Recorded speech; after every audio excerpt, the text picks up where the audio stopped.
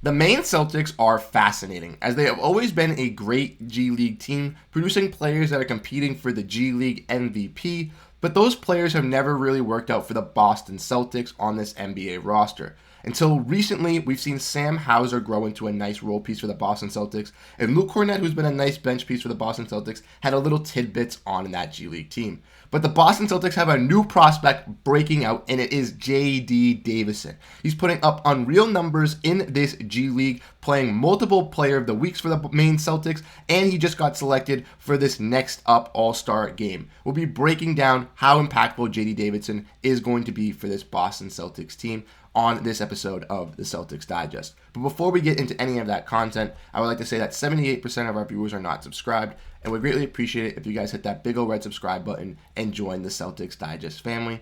We want to get to our goal of 4,000 subscribers, so if you want to make sure you stay up to date on daily Boston Celtics content and news, hit that subscribe button, as you definitely won't regret it.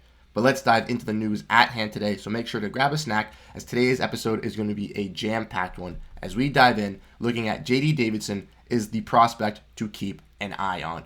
Now, personally, JD Davison has been playing great for this Boston Celtics G League team, as he's been an effective scorer for this unit. We've seen him play in the Summer League and him be an effective scorer as the main guy on this Maine Celtics team as their main scorer, and he excelled in that role. As a 21-year-old, this guy on his second two-way deal is looking to make an impact for this Boston Celtics roster in the future, and I definitely think he has the potential to do so. We want to look at JD Davison. He was recently selected for the NBA G League Up Next game at the All-Star 2024 in Indy. And if you guys do not know what this is, it is the G League Up Next game.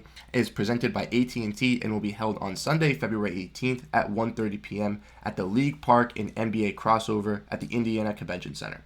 This event features an exciting new tournament-style format where each team will have its own influencer general manager who will draft their squad, customize their team's jerseys, and stream their game on their own platforms.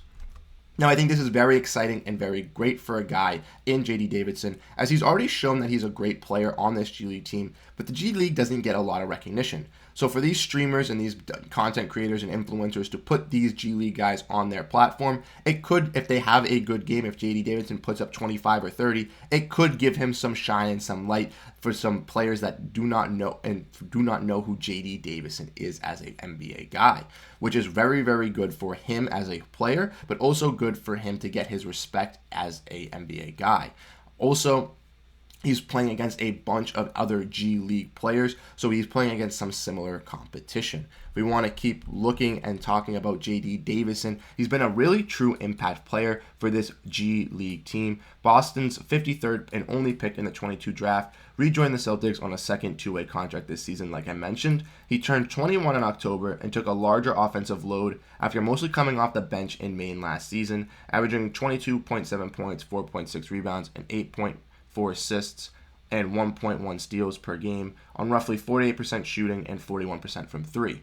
Since the G League fall regular season began, he's averaging right around 21 points, 5.6 rebounds, and 9.4 assists on 44% shooting and 28% from three. He's only appeared in 2 NBA games for 6 minutes this season, and he's still developing behind Boston's 4 guards.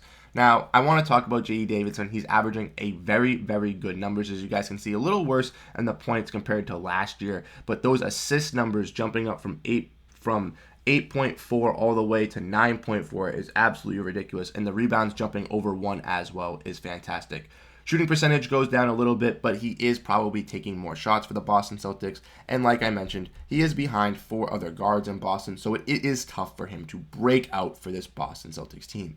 Jrue Holiday and Derrick White have already locked up as being great defensive guards for the Boston Celtics. We've seen Payton Pritchard look like a little bit of a microwave. He could pass Dalano Banton in the future, as I do believe that Dalano Banton is not a long-term solution for the Boston Celtics at the third point guard position, but I do believe that JD Davison has to work his way up. We want to keep talking about JD Davison. This is a quote saying, "To me, as long as he knows that it's not what gets him as far as the Celtics go, that's an awesome thing," he said. That should be something that you go for. But I don't want the guys to think that they need to be defined by that, and that's a great individual award for him. And I've seen him grow as a player since when he first got here, especially his approach to the game and his defense, and so that affirmation is great. But at the end of the day, it's just the constantly small details, the defense, the reads, the execution, the professionalism.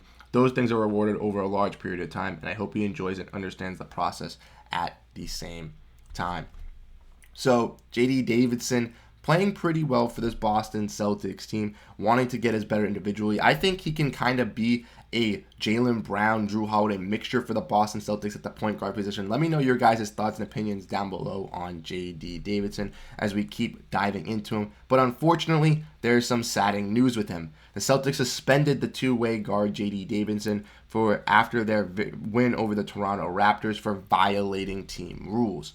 Now, we don't know what JD Davison had done for for this main Celtics team. Maybe he went out and had a little too much fun after making the All-Star next up level up game. But honestly, I think it's totally fine. This prospect is breaking out for the Boston Celtics, looking absolutely phenomenal in this G League. He's going to be brought up to this next level game, be able to showcase his skills and be able to show his attributes to the NBA, and then after that we'll get to see how JD Davison is viewed in the G League. Will he get to continue to rise up if the Celtics look to move off of one of their roster spots, or if the Celtics want to convert him in the future? I think that's the best possibility. Personally, I think JD Davison will be the third point guard at the end of the season next year, brought up. Dalano Banton will not be here. I believe JD Davison will be that guy. But let me know what you guys think in the comment section down below. And a little bit more tad bit information that we're going to be talking about some other Celtic prospects is the one thing that I wanted to mention, which was this absolutely crazy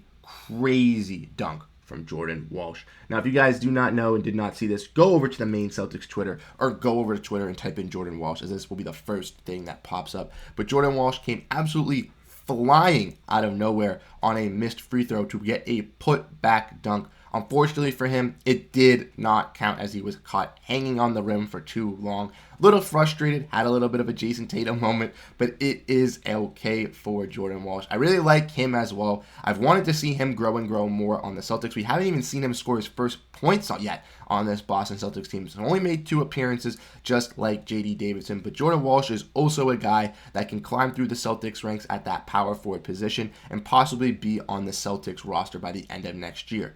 I do think he might need a little bit more development in the G League. We'll have to wait through the end of this G League season and through the Summer League to really see where JD Davison and where Jordan Walsh are at in their growth to making it to the NBA. But if they're both ready to be that 14th and 15th guy to kind of replace a guy in Dalano Banton or a guy in Lamar Stevens who do get playing time here and there but aren't necessary contenders or pieces for this roster, I do think it's possible that these young guys kind of take over those roster spots and do harness those last roster spots. But let me know your guys' thoughts and opinions in the comment section down below. I love to read your guys' comments. Do you guys think that JD Davison is going to break out and be this next thing for the Boston Celtics, or is he just another average guy that is going to be a player on this team? Thank you guys so much for tuning into this episode of Celtics Digest. I'm Bruce Veliz, and I'll catch you guys in the next one. Peace out.